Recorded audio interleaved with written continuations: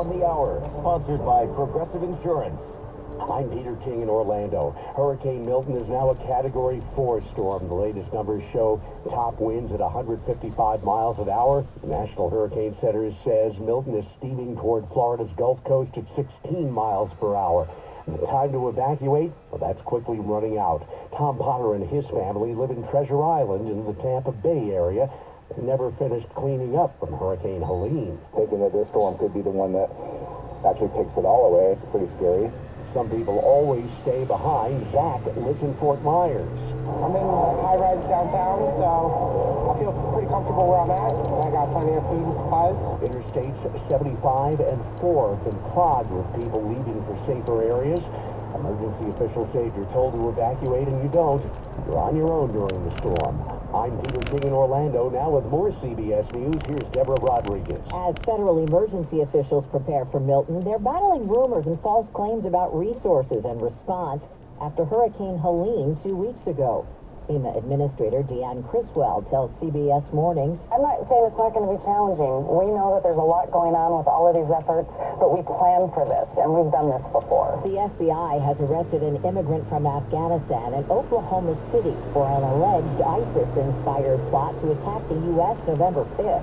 CBS's Nicole Skanda. The complaint also accuses Tweedy of working with a juvenile co-conspirator, adding that he told investigators both planned to die on Election Day. We've asked the defendant's attorney for comment. The Supreme Court will hear arguments today in a bipartisan plea to reverse Richard Glossip's 1997 death penalty conviction in a murder at a Best Budget Inn in Oklahoma City.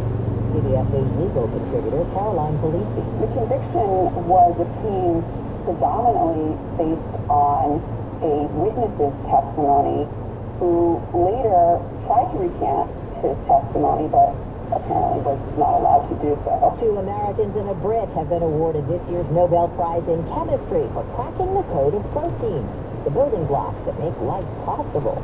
Among them, David Baker at the University of Washington in Seattle. The phone rang, and it started telling me about the prize. And my wife started screaming very loudly, and so it was, it was a little chaotic at the beginning, but it was very exciting. The other 2 winners created an AI model to predict how proteins twist and fold to create complex 3D structures that can block viruses and even degrade plastic. This is CBS News.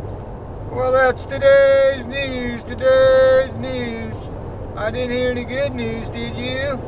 I didn't think so. I guess it's all about perspective. The glass is half full. Well, as always, I'd like to thank you again for coming along with me on these Dash Cam News adventures. You know the drill. Peace, love, and all that hippie jazz. Bye-bye, everybody. It's 57 degrees in Oakland, California.